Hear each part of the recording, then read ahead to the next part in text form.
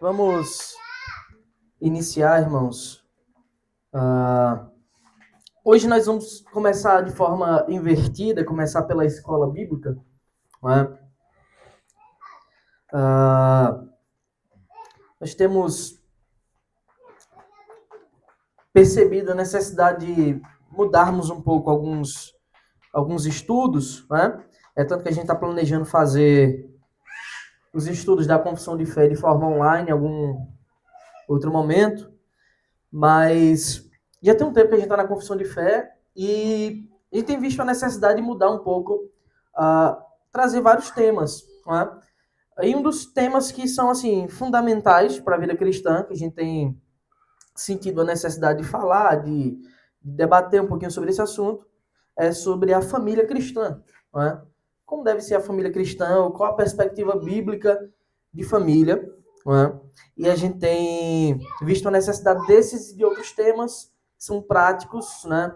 A nossa relação, por exemplo, com o trabalho, qual deve ser a nossa relação com os nossos amigos, de forma mais profunda, não é? Qual deve ser a nossa relação com filhos, a nossa relação com a igreja. A nossa confissão, ela fala desses temas todos, mas ela fala de um modo geral, amplo. Nós vamos tentar entrar em alguns temas superficiais, ou mais, menos superficiais e mais práticos, então, e teológicos também, obviamente. Então, os irmãos sabem que pode ficar à vontade para qualquer momento participar, tirar dúvidas. Essa é uma série sobre a família cristã. Né? Como é um tema muito, muito amplo, a gente vai precisar de alguns estudos sobre isso. Um só é impossível esgotar, né? Porque são muitas coisas, a relação no casamento, a relação com filhos, a vida conjugal propriamente dita, a vida de oração da família, devocionais, são muitos temas dentro desse tema da família cristã, não é? Então, se Deus permitir, nós vamos precisar de alguns estudos para isso, faremos isso. E é muito importante a participação dos irmãos, porque basicamente todo mundo que existe faz parte, né, está inserido automaticamente nesse tema, tá bom? Então, gostaria de começar com a oração. Gostaria de pedir para a nossa irmã Ilza fazer essa oração para que Deus abençoe nossa escola bíblica.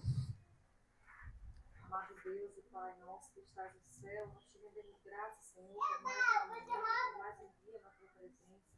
Sabemos que o Senhor é bom, Pai, e é um privilégio, uma honra poder te adorar, Pai, poder estar reunido em comunhão com os nossos irmãos. Pedimos, Pai, que nessa manhã o Senhor nos guie, que o Senhor abra nossa mente, nosso entendimento, que o Senhor abençoe também o teu filho que está à frente desse estudo, que o Senhor dê graça, dê sabedoria, que seja o teu Espírito Santo, Pai, a nos ministrar nessa manhã. Por isso nós já te pedimos e te agradecemos nessa hora pela vida de cada irmão que aqui está, por aqueles que não puderam vir, que a graça do Senhor, Pai, permaneça com eles nesse dia e que eles queiram cada instante estar na tua presença, Pai. Fica conosco, Pai, nos dirige, nos governa, nos abençoa, Pai. Pois nós assim pedimos e agradecemos no nome de Jesus. Amém. Amém. Então, irmãos, vamos dar início à nossa série de estudos, tá? Então, o primeiro tópico que a gente vê quando a gente trata de família é a própria constituição da família, não é? A família cristã, a família, na verdade, segundo Deus, não necessariamente cristã, porque Deus institui o casamento para todos, não é? Essa é uma instituição que é feita ainda ali nos primeiros dias pós a criação, não é? Antes mesmo de haver o cristianismo, propriamente dito, o Senhor institui um casamento, não é? Institui como o povo deve se perpetuar pela terra, se multiplicar, não é? Então, o primeiro tópico que a gente vai tratar é o casamento segundo Deus, porque é daqui que surge todos os outros elementos que diz respeito à família, tá bem? Então, a gente tem vivido em tempos sombrios, tempos de trevas. O pecado que invade o mundo, ele traz cegueira nas múltiplas áreas da vida. E uma dessas, talvez uma das mais atacadas pelo diabo, sem dúvida, é casamento. É a família cristã. Por exemplo, nós tivemos essa semana um caso chocante de um cristão pregando em uma universidade, debatendo com pessoas de uma ideia, de uma cosmovisão nefasta, maligna, marxista, e que defendia todo tipo de ideologia contrária às escrituras. E essa pessoa foi brutalmente assassinada, publicamente, com um tiro no pescoço. Aí quando a gente analisa o criminoso que já foi apreendido, na verdade, o pai entregou, e se os irmãos estão por dentro do assunto, o pai entregou com a ajuda de um pastor. Ele foi procurar o pastor para ajudar ele a entregar o filho. Para a gente ver como essas coisas são tão sérias, como a vida cristã ela é tão impactante nas diversas áreas. E veja, o pai entregar um filho é algo muito difícil, ainda mais num estado que tem pena de morte, tá? E que o crime dele pode ser passível de pena de morte.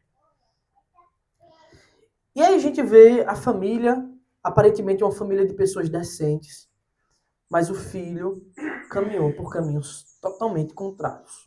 Porque foi influenciado pelo mundo, aprendeu ideologias nefastas, quando a educação sólida cristã deveria estar firme no seu coração, ele descobriu, né, ou foi assediado, principalmente isso tem acontecido em muitas universidades, para desvirtuar tudo aquilo que a Escritura nos ensina. E um dos grandes pontos, né, que era debatido por aquele jovem, aquele pai de família, era justamente sobre questões de gênero, que tem uma influência direta na relação do que é casamento, no conceito do que é casamento. Tá? Então a gente vive em tempos sombrios, onde o diabo tem atacado as diversas áreas, não só espiritualmente, intelectualmente, como até fisicamente, né? Aqueles que defendem o que é correto. E é importante a gente, de fato, ter essa firmeza doutrinária, esse entendimento do que Deus fez, para que a gente não caia nesse ponto. Aquele jovem teve a cabeça virada na universidade para desprezar as coisas mais óbvias e básicas sobre os conceitos criacionais de Deus. O que é homem, o que é mulher. Quem pode se relacionar amorosamente, sexualmente, afetivamente, não é? E essas coisas causam impactos grandiosos. Não sei se os irmãos estão por dentro desse assunto, mas é possível que estejam, porque foi amplamente divulgado, né? Apesar de tantas distorções também na divulgação. Então, o tema casamento ele é muito importante, tá? Ele é a base, né, de como a família é criada por Deus, essa instituição bendita, santa que Deus cria, tá? E entrega ao homem as muitas bênçãos da família. E todo cristão deve estar atento a esses tópicos, tá bom? Então, a gente poderia fazer várias perguntas sobre o que é casamento, para poder dissertar e ver o que é que a Bíblia diz sobre isso. Então, qual é o casamento legítimo diante de Deus? O que é que o Senhor entende por um casamento legítimo? Uma vez que alguém pode se perguntar, aí é Deus quem escolhe o que é um casamento legítimo e o que não é? Aí a gente se pergunta, então quem foi que criou o casamento? Quem inventou essa bênção para o homem? E veremos que foi Deus. E uma vez que foi Deus que deu essa bênção, ele tem o direito de escolher os parâmetros. Né? Na verdade, ele tem o direito sobre tudo, porque ele é Deus. Outra pergunta extremamente importante, talvez uma das mais impactantes na relação propriamente dita do casamento é: quais os papéis do homem e da mulher no casamento? Esses papéis são de igualdade? Existe um igualitarismo dentro do casamento? Ou são papéis distintos e complementares, no qual um ajuda o outro? É isso que veremos, e eu já adianto aos irmãos, viu, que não existe igualitarismo, existe complementarismo. Né? A igualdade existe na honra, no valor, na dignidade, mas não nos papéis. Tá? Terceiro, é normal um casal de cristãos não querer ter filhos? Isso é uma coisa muito atual. A gente tem visto cristãos mundo afora dizendo, não quero ter filho não, vai atrapalhar minha vida. Minha viagem de fim de ano, minhas viagens vão ser perdidas. A dinâmica do meu lar, eu vou ter que renunciar a muita coisa. É normal um casal de cristãos verdadeiros não querer ter filho?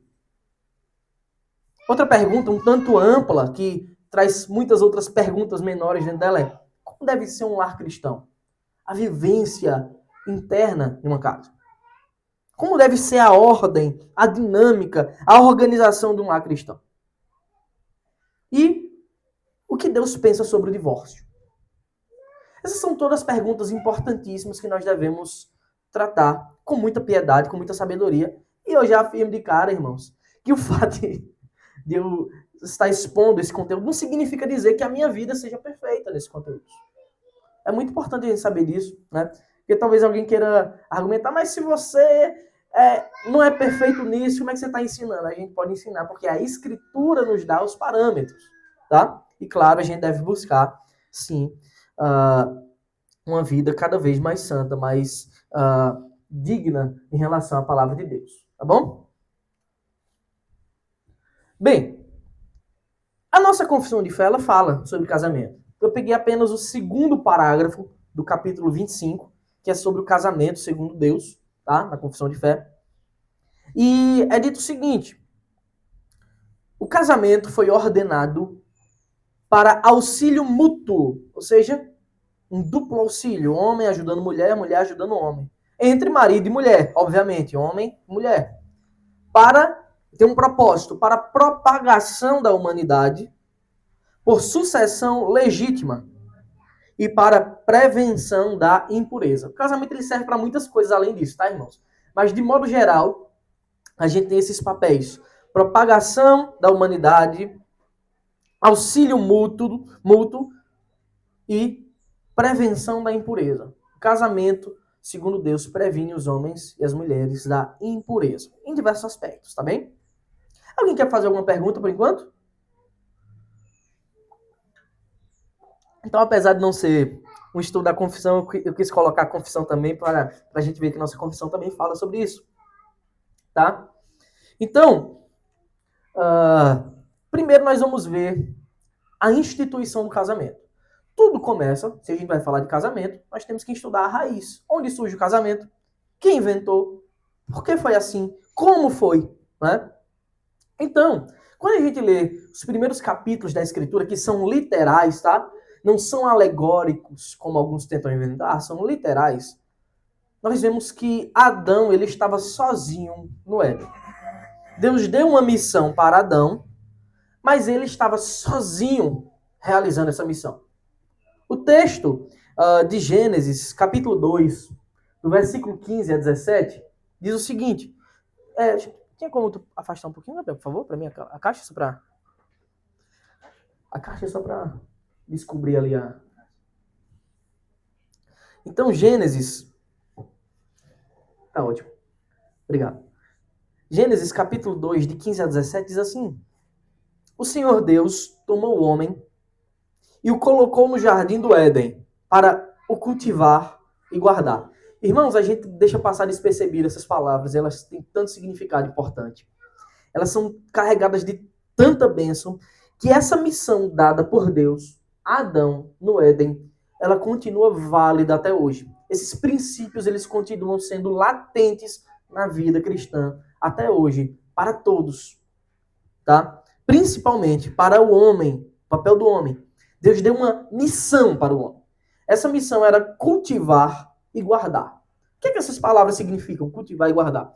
Significa que Adão foi colocado num jardim, e eu gosto muito do autor, né, do livro, né, sobre um homem, como um homem de Deus deve ser, né? Que algumas pessoas têm uma visão totalmente distorcida de como é um homem, né? Um troglodita, né? Achando que Deus bota o cara numa selva para ele derrotar os animais e fazer coisas incríveis, uma guerra com a espada, não. Quando Deus cria o homem, o seu propósito inicial foi colocá-lo num jardim. Um lugar puro, um lugar bonito, um lugar harmonioso. É o homem com seu pecado que tira essa harmonia. Mas Deus colocou o homem no jardim e deu uma missão para ele. Cultivar, ou seja, ele devia fazer com que aquele jardim cada vez mais florescesse, apresentasse os seus frutos, e o segundo ponto da sua missão é que ele devia guardar o jardim, ou seja, proteger o jardim. Não deixar que as feras, que os animais selvagens ou qualquer outra coisa tirasse a harmonia do jardim. Talvez a gente tenha uma visão um pouco distorcida quando a gente lê Gênesis, né? Talvez alguém pense que Deus criou o mundo inteiro sendo o jardim do Éden. Mas não foi. Deus criou o mundo e no mundo havia o jardim no qual ele colocou o homem. O mundo inteiro não era o jardim. Até porque o homem, em determinado momento, ele é expulso desse jardim. Tá bem? Então, Deus deu essa missão. Pode falar, meu irmão. Será que esse período que o homem estava no jardim é que no mundo existiam os dinossauros? Sim, sim. Na verdade... Depois que o dinossauro foi extinto, coincidiu com o momento que o homem foi expulso do jardim? Eu acredito que não. Eu acredito que o homem foi expulso do jardim e continua havendo dinossauros por muito tempo. Eu acredito que... É porque você tem, por exemplo, o Jó descrevendo uma figura muito parecida com... Ele só não chama de dinossauro. Leviatã, Behemoth, ele descreve o bicho e o único bicho compatível seria um dinossauro. Algumas pessoas ficam questionando, como é que é possível, né? É simples, eles eram herbívoros. Então não apresentavam... Os ímpios, às vezes, pegam a gente nesses Isso, detalhes. Mas não tinham... Não tinha... Uma boa explicação seria essa aí. O jardim estava separado do resto do mundo. Isso, então, o mundo é muito grande, né? O homem não tinha que conviver diretamente com esses bichos, né? Assim como conviver com um leão é praticamente impossível para qualquer ser humano. E os leões continuam existindo. E os homens continuam existindo. Não foram devorados pelos leões, né? Não são só os dinossauros que apresentam risco para o homem, né? Até animais muito pequenos, aranhas venenosas, uma cobra, uma cascavel que pica e mata, o homem continua convivendo enquanto elas vivem também. É porque as pessoas não realmente... Isso, As pessoas criam Isso, as pessoas criam uma equivalência ilógica, né? É impossível conviver. Na verdade, é totalmente possível. Né? O mundo é muito grande também, né? O povo até brinca, né? Por que é que os polar não comem pinguim, né? É porque vivem em polos diferentes, né? Tão distantes. Né? Então... Isso, eles provavelmente eram herbívoros. Isso, Olha, então a gente tem a visão do filme, né? O mundo já era selvático, no caso já Deus criou os animais selváticos. Gênesis 1 diz isso. Mas já... Não, morte não. Mas imagine que eles eram herbívoros, animais selvagens, e Adão ele não cuidava de seres vivos no sentido de bichos. Ele cuidava de um jardim, né? Era justamente o que esses animais selváticos comeriam, então Adão era incumbido de proteger esse jardim, né? Para que o jardim não fosse destruído. Um lugar próprio para a habitação do homem, para a harmonia, né? Então, ainda assim, fora do jardim havia uma harmonia. Havia uma harmonia. Não havia a morte ainda, né? A gente vê isso lá, por exemplo, quando Paulo vai falar em Romanos que os animais eles anseiam, né? Porque a revelação dos filhos de Deus, porque a criação inteira foi corrompida com o pecado, né? Então a corrupção ele passa também a todos os outros seres criados, tá? Mas vamos lá, para a gente não perder o nosso foco. Então o Senhor Deus ordenou o homem. Então depois de dar uma missão, viu? Depois de dar uma missão, Deus ordenou o homem. Ele deu uma lei. Ele entregou um mandamento para o homem. De toda árvore do jardim você pode comer livremente. Mas, porém, entretanto, da árvore do conhecimento do bem e do mal você não deve comer. Porque no dia em que dela comer, você certamente morrerá. Então, nós temos aí Adão, antes de ser casado, antes de receber a bênção da sua esposa, a bênção gloriosa de ter uma mulher ao seu lado, ele recebeu uma missão e uma ordem. Ele tinha que cultivar e guardar o jardim, e essa ordem, essa missão parece constante na Escritura, e ele tinha uma ordem de obediência ao mandamento de Deus. Ele não deveria comer de um determinado fruto, que era da árvore do conhecimento do bem e do mal. Nós sabemos que Adão desobedeceu, não é? Contudo, até esse momento o homem estava sozinho no jardim. Os animais eles tinham seus pares. Tinha o leão e tinha a leoa, não é? Tinham todos os outros pares dos animais como nós conhecemos, mas Adão não tinha o seu par. Então no versículo 18 de Gênesis 2 está escrito assim: o Senhor Deus disse ainda, ou seja, isso aqui é uma vontade de Deus para o homem. Deus revela a sua vontade e dá a bênção ao homem. Não é bom que o homem esteja só. Deus em sua criação ele vê E diz assim, não é bom que o homem permaneça sozinho, que ele fique nesse estado. Então ele diz mais, farei para ele, e Deus entrega agora uma bênção, uma declaração de bênção, uma auxiliadora que seja semelhante a ele. Ou em outras traduções, uma auxiliadora idônea, tá? Então não é bom que o homem esteja só, e Deus decide dar uma auxiliadora. O que significa auxiliadora, irmãos?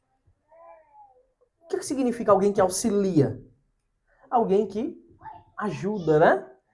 Que complementa no mesmo propósito, né? Ninguém auxilia alguém em um propósito diferente, né? Auxilia no mesmo propósito. Então, o propósito final continua sendo o mesmo. Qual era o propósito do homem?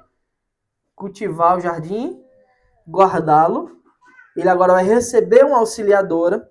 E a sua auxiliadora, consequentemente, por ser semelhante a ele, essa semelhança, irmãos, não é física, tá? Nem moral, no sentido assim. É a semelhança de o complementar de Adão. A comparação é com os outros seres que tinham macho e fêmea, não se tinha a fêmea do homem.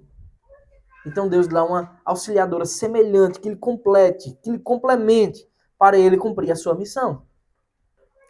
Então diz assim o versículo 19, havendo, pois, o Senhor Deus formado da terra todos os animais do campo e todas as aves do céu, trouxe-os a Adão. Olha um dos pontos que corresponde ao cultivo e à guarda, para ver que nome lhes daria. Ou seja, Adão nomeou todos os animais. E o nome que ele desse a todos os seres vivos, esse seria o nome deles. Detalhe, isso aqui só é possível se Adão fosse inteligente, né? Algumas pessoas pintam Adão meio bobão, achando que a árvore do conhecimento do mal deu inteligência. A árvore não deu inteligência para Adão. A árvore deu conhecimento da existência, da malícia, do bem e do mal. A inteligência pura ele tinha. O homem deu nome a todos os animais domésticos, às aves dos céus e a todos os animais selvagens. Mas para o homem não se achava uma auxiliadora que fosse semelhante a ele. Então o próprio homem viu essa necessidade. Ele viu que tinha o complementar de cada um dos animais, mas ele não tinha alguém semelhante a ele, com que ele pudesse fazer as suas trocas emocionais, físicas. Pode falar, meu irmão. Eu já vi uma pregação, acho que foi até Leandro Lima falando que o fruto da árvore do conhecimento do mal, ela não tinha um poder mágico. Não. De dar o conhecimento. É como se fosse, tipo... Uma consequência espiritual. É uma coisa espiritual. Isso. Um erro. Isso, não era um fruto que mexia com o intelecto. É isso. Exatamente. Tipo assim, você come aquele fruto, aí você... Isso, é. Um poder mágico. Isso. Né? É. Não seria, pra quem gosta aí dos animes, não seria a fruta do diabo, do demônio, né, do One Piece, né? Que daria os poderes aí especiais, tá? Eu acho que quase ninguém pegou a referência aí. Então não seria isso mesmo. Não seria, é uma coisa espiritual. A questão grande está na desobediência à ordem de Deus, né? E a consequência dessa desobediência, mostrando que toda desobediência possui uma consequência. Aquela foi a mais drástica. Aí provavelmente logo depois da desobediência veio a morte do espírito. Quando o Isso. morre, você perde. Exatamente. Isso. Eles tinham o Espírito Santo ou eles tinham... Eles tinham um espírito puro. Era um espírito puro. Essa morte, né, na verdade, não é que o homem deixou de ter o espírito propriamente dito, né? Houve a ruptura ali, mas que o seu espírito passou a estar amortecido, passou a estar em trevas. Né? Não é a morte de inexistência, o homem deixou de existir espiritualmente. Né? É que ele passou a estar em trevas. Tá? O seu espírito passou a ser caído. O significado da morte é a morte física ou a morte espiritual? Em Gênesis, são 3 mortes. A espiritual, que é a primeira, que acontece imediatamente, né? No dia que dela comer, eles certamente morrerão. Naquele dia eles morreram espiritualmente. A morte física é uma consequência posterior. Ela só passa a existir também por causa disso. E a morte eterna, que é a condenação eterna. Também. Os animais também, eles teriam morte física? Os animais teriam morte física por causa disso. Por causa disso. Isso. Então, vem então o primeiro matrimônio. Né? Deus vê aquela situação e o texto de Gênesis 2, de 21 a 24 diz assim: Então o Senhor Deus fez cair pesado sono sobre o homem e este adormeceu. Tirou-lhe uma das costelas e fechou o lugar com carne. E da costela que havia tirado do homem, o Senhor Deus fez uma mulher e o levou até ele. Observe que a criação da mulher é uma criação especial. É uma criação única. Nada foi feito de tal modo. Foi feito de uma forma tão sublime, tão especial, que Deus, desde a criação, está apontando o valor da mulher. E essa forma criacional especial também remete a uma diferença. Adão teve um tipo de criação, Eva teve outro. Existe uma diferença desde a gênese dos dois. Tá? Uma diferença, obviamente, que reflete-se nos seus papéis, mas também reflete a gloriosa bênção que Adão estava dando. Então, todas as mulheres aqui presentes devem se sentir abençoadas por Deus, criadas de uma forma especial, amada e guardada pelo Senhor, com um propósito único, não só único, né, mas assim, um propósito especial que só a mulher pode ter. Você vê como a ideologia de gênero, essas coisas são tão nefastas. Elas querem transformar essa glória que Deus deu somente para as mulheres e homens tentando assumir esse papel. Ou as mulheres tentando assumir o papel do homem. Na mudança de sexo, nas mudanças da ordem natural das coisas. Não é? Tudo, irmãos. Todas essas coisas são uma afronta direta à santidade, à pureza criacional do nosso Deus. Pode falar. Pode fazer. O momento é esse. A gente sabe que Deus é soberano. Então, ele sempre, desde a criação, ele sabia que existia a mulher, queria criar a mulher. Sim, sim. Mas ali fala achou o propósito, o momento certo para isso. O texto fala que Deus viu que o homem não poderia ficar só. Então, isso. Ele sempre iria fazer homens como ele fez Adão, tipo, criado do pó, ele mesmo não teria uma reprodução. Não. O propósito de Deus sempre foi único. Foi fazer, e no determinado tempo ele executa o seu propósito. É assim que Deus faz tudo, né? O seu decreto permanece imutável, e no determinado tempo da história ele executa o seu propósito, né? Por exemplo, a nossa salvação, né? Deus planejou me salvar antes da fundação do mundo. Mas ele não me salvou no dia que eu nasci. Ele esperou que eu vivesse, que eu cometesse um bocado de pecado. E no determinado tempo ele me chamou na história, né? Ele executou o seu propósito para a minha vida na história. É isso que ele faz com Adão, né? O seu plano ele não é modificado, mas a execução do seu plano ele acontece na história. Algo foi no dilúvio, né? Que Deus se arrependeu de ter criado Isso. um homem. Aquilo ali sempre esteve no seu propósito, tudo. Até essa conversa agora. Que só acontece agora, não aconteceu ontem. Então, e o homem disse, vocês têm irmãos, é incrível essa fala de Adão, porque ele é o primeiro poema já descrito e relatado na história da humanidade. É uma declaração de amor e é um poema. A gente acha estranho porque não é. É uma coisa bem distante da nossa cultura, mas é um poema lindo. Adão olha admirado para Eva e diz o quê? Esta afinal é... E olha, a criação especial da mulher, sendo tirada da costela de Adão, reflete essa natureza que Deus fez para o casamento, de ambos terem a mesma essência. Apesar da criação diferente, a mesma dignidade e valor e a mesma essência. Porque a mulher foi tirada da costela do homem. E Adão olha para ela admirado e diz, esta afinal é osso dos meus ossos e carne da minha carne. Até o nome que é dado é baseado no seu, será chamada varoa, porque do varão foi tirado. É incrível isso aí. E a gente vê refletida a bênção de Deus e ainda o poema puro de um homem que até então era puro. Ainda não estava contaminado pelo pecado. Né? E aí a gente vê uma ordem divina, tá, irmãos? Nós vemos uma ordem geral de Deus. Por isso, o homem deixa pai e mãe e se une à sua mulher, tornando-se os dois o quê? Uma só carne. Veja que a lógica está aqui dentro.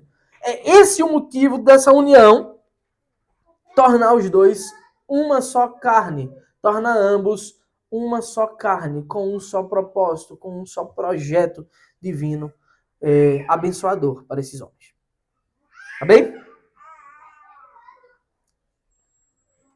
Então, temos aqui agora a missão de ambos e o complementarismo.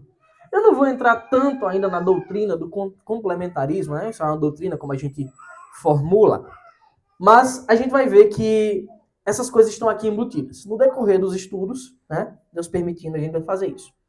Adão, ele recebeu uma missão de Deus e uma ordem. O Senhor fez para ele uma auxiliadora idônea, isso é, apta para realizar essa mesma missão e essa ordem, uma vez que inclusive foi tirada da sua costela. Por isso, tornaram-se ambos uma só carne, e ambos passaram a ter os seguintes padrões. O mesmo objetivo, não é? Uma vez que a função geraria a mesma... Eles tinham o mesmo propósito, né? O mesmo objetivo, o mesmo propósito. Eles teriam valores iguais, dignidade igual, não há diferença da dignidade. O homem não vale mais que a mulher não vale mais que o homem, apesar de que na maioria das vezes a mulher é colocada como uma joia, uma coroa a ser guardada pelo homem. Né? Eu até brinco, né? O que é que vale mais? Um cofre ou o que está dentro do cofre? Quem compra um cofre para guardar alguma coisa, para proteger alguma coisa, o que é que vale mais? A casca, o cofre que guarda a coisa que está dentro? A lógica é bem simples, é o que está dentro. Não é? Então o cofre ele é feito para aguentar as pancadas, para que o que está dentro seja protegido. Né? Então a gente vê uma dignidade e um cuidado muito maior com o que está dentro. O mesmo acontece na questão do casamento, né? Quando o homem é chamado para dar vida pela esposa. É necessário que o homem tome toda a pancada para que a esposa seja protegida. Então, isso é a dignidade tão grande que a Escritura dá às mulheres, que Deus dá às mulheres. Né? Então tem valores iguais, porém, ficou separado aqui porque ficou justificado, né? Posições diferentes. As posições, né? A ordem relacional é diferente. Mas o valor intrínseco de ambos diante de Deus são iguais. Tudo bem, irmãos? Tudo bem até aí? 1 Coríntios 11:3 está escrito assim: quero, porém, que saibam que Cristo é o cabeça de todo homem. E o homem é o cabeça da mulher. E Deus é o cabeça de Cristo. Observe, quando a gente estuda a relação da Trindade, Pai, Filho e Espírito Santo, nós sabemos que não tem uma das três pessoas que é mais Deus que a outra. Os três, né? Pai, Filho e Espírito Santo são igualmente eternos, igualmente todo-poderosos, igualmente oniscientes, igualmente imensos, infinitos, perfeitos, absolutos, imutáveis. Porém, há uma relação, uma dinâmica, no qual Deus, o Pai, é o cabeça de Cristo. No qual Cristo é o cabeça da igreja, que é o corpo orgânico do Senhor aqui na terra. De igual modo, o homem é o cabeça da mulher. Um versículo como esse gera uma revolta imensa nos dias de hoje. Porque as pessoas não conseguem compreender a grandiosidade da revelação e da dignidade que o Senhor entrega às mulheres. Como se ter um cabeça que lhe governe seja algo que gere indignidade. Mas não é. É justamente o contrário. Quando a gente pega os textos da Escritura, que a gente vê que esse cabeça que governa é o mesmo que se entrega. E por que ele se entrega? Porque Cristo, que é o cabeça da igreja no qual nós fazemos parte, é o mesmo que se entregou por nós na cruz. A gente vê o tamanho do valor e da dignidade que é entregue ao homem. Não é? Isso é uma coisa muito gloriosa, irmãos. Não é? É uma bênção, um cuidado de Deus que o Senhor tem para a mulher e, ao mesmo tempo, a responsabilidade muito grande que tem para os homens. Os homens que estão aqui presentes saibam que sua responsabilidade é incalculável quando o Senhor lhes entrega uma bênção, uma joia como esposa para que vocês cuidem, tá?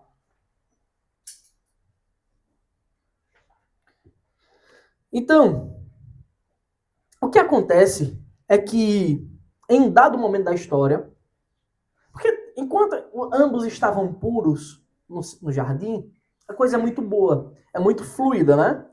Há submissão, há uma entrega perfeita, as coisas elas ocorrem de forma totalmente harmônica. Mas há algo que passa a desajustar toda essa perfeição do primeiro casamento que Deus criou. E aí, o que é que faz isso, irmãos? O que é que traz esse desajuste, esse desarranjo no casamento? Hã?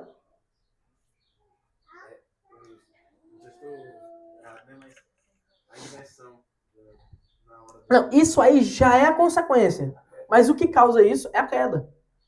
É a desobediência. É quando eles comem o fruto. Né? A queda, ele causa a desarmonia total. Né? A queda de Adão, no caso, foi se submeter a Eva nesse... Vamos chegar nesse ponto. Isso faz parte, é um dos passos da queda. Tá? Mas a queda, ela trouxe a condenação e morte ao mundo. Tá? Também trouxe inúmeras outras consequências, inúmeras outras corrupções na relação que Deus criou pura.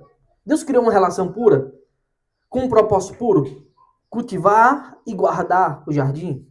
Obedecer à ordem de Deus. Bem, a queda, que é essa desobediência, ela causa o desarranjo, o desajuste em todas as áreas. Deus criou um casamento para homem e mulher ser uma só carne. Isso foi ferido. Deus criou um casamento com uma ordem. Isso foi ferido. Deus criou toda a criação com propósitos específicos. A queda fere tudo. Tudo. Absolutamente tudo é desarranjado com o pecado. O pecado é a coisa mais terrível, degradante que existe, irmãos. Então, Deus mesmo anuncia as consequências. Isso é, a justiça de Deus será aplicada, mas há consequências temporais gravíssimas pela queda.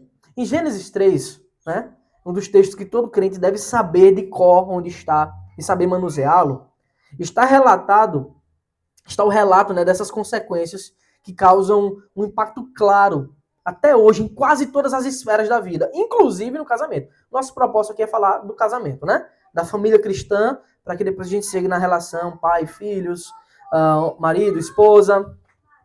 Oi? Vou chegar lá. Vamos chegar lá, é um dos pontos aí. Mas o texto da queda, né, das consequências da queda, diz assim, é Gênesis 3, de 16 a 20.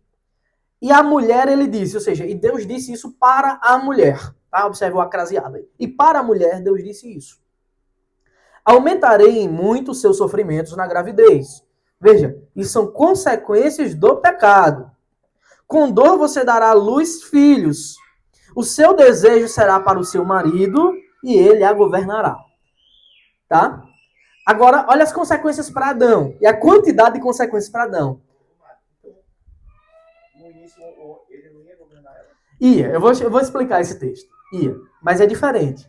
Esse governo é diferente. Eu vou explicar. Esse é um dos pontos principais. Tá? Aqui está das grandes questões do casamento. E Adão disse, as consequências que Deus dá a Adão, por ter dado ouvidos à voz da sua mulher. Veja, essa frase de Adão já meio que Deus já responde, né? Ele não devia ter dado ouvidos, então ele era, nesse aspecto, o governador. E comido da árvore que eu havia ordenado que não comesse, maldita é a terra por sua causa. Veja, a terra foi amaldiçoada. Tá vendo?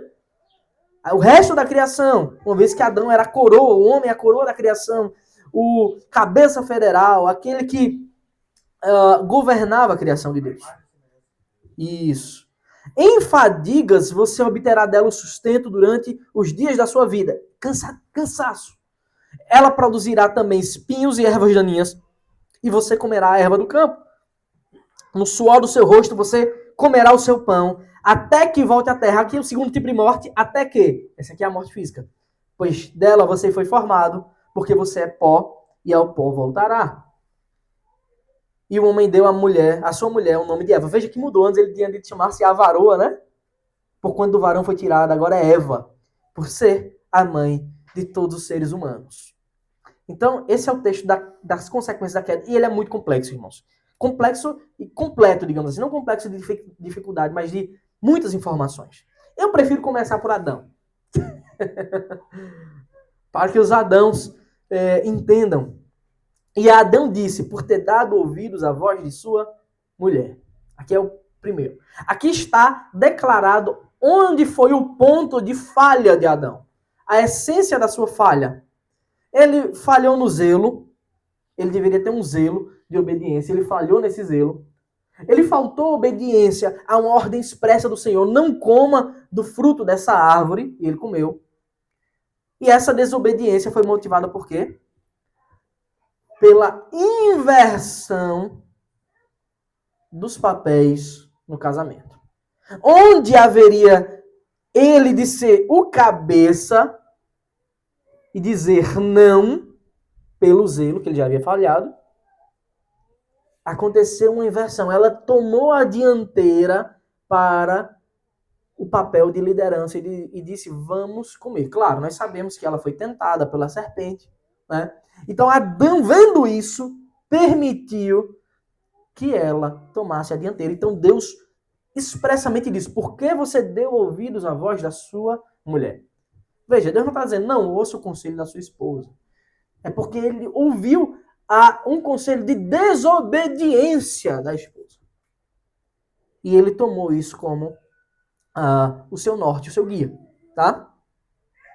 Agora, as consequências sobre Adão, irmãos, são pesadas. Primeiro, a terra foi amaldiçoada. Segundo, o trabalho ele passou a ser extremamente cansativo, difícil, doloroso. Né? Observe que a consequência do trabalho é dada por Deus ao homem e não à mulher. Porque existe uma ordem clara e expressa de que o homem deve ser o provedor do lar.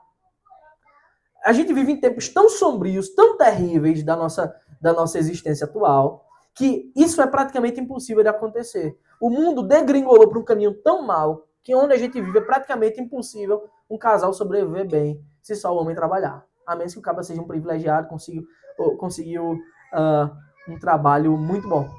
Mas é muito difícil. Tá? Mas observe que a mulher não recebe essa ordem. O seu trabalho será cansativo? Não. É o homem que recebe. O seu trabalho será difícil, cansativo, doloroso, fatigante. Vocês estão vendo isso, irmãos? Consegue perceber? Isso está muito claro. Não estou inventando nada. É o texto que está dizendo. É a lógica, a estrutura do texto que apresenta. O que é que isso indica? Mais uma vez, indica que são papéis diferentes. A mulher recebe as consequências do seu pecado nos seus papéis. Da gestação, da submissão com o marido, do lar, do parto. Mas o homem recebe esses papéis, a punição, né, as consequências do seu pecado, nesses outros papéis. Isso indica papéis diferentes. A obrigação do homem como provedor do lar é a da esposa como a sua auxiliadora idônea no lar, não fora do lar. Não que a Bíblia condene a mulher que trabalha fora, tá? Mas condena se ela não fizer o papel seu do lar. Observe que a falta de provisão, a falta de recursos, é um dos grandes motivos das brigas e divórcios. Não é verdade? Falta de dinheiro, falta de provisão e falta de recursos são um dos grandes e principais motivos de tantos casais se divorciarem atualmente. De tantas brigas, de tantas divergências, de tanta coisa. O que é que isso indica? Que a consequência do pecado ela é séria, severa e ela expõe a fraqueza humana.